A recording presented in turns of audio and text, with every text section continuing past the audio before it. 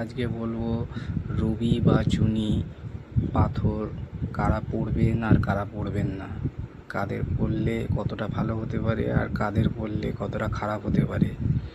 Ruby বা চুনি রত্নদের রাজা, কিন্তু আপনি কি জানেন ভুল নিয়মে এই পাথর পড়লে আপনার জীবন ধ্বংস হতে পারে।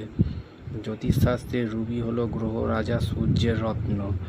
আপনার কুণ্ডলিতে সূর্য যদি শুভ স্থানে থাকে তবে রুবি আপনাকে মান সম্মান ক্ষমতা এবং সরকারি চাকরি এনে দিতে পারে।